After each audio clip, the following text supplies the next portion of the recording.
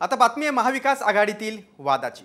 अहमदनगर जिल्ह्यातील श्रीगोंद्याचा आमदार हा ठाकरे गटाचाच असेल असं म्हणत खासदार संजय राऊतांनी साजन पाचपुतेंची उमेदवारी जाहीर केली होती।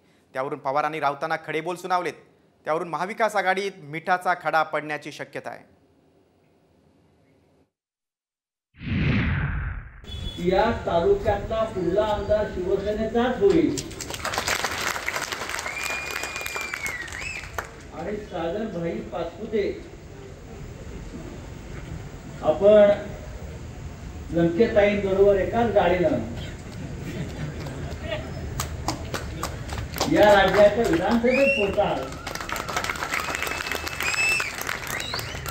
अशा प्रकारचं वातावरण आपण गेल्या 6 महिन्यात नक्कीच निर्माण केलं। लोकशाहीमध्ये आग्रहाला नाही म्हणता येत नाही।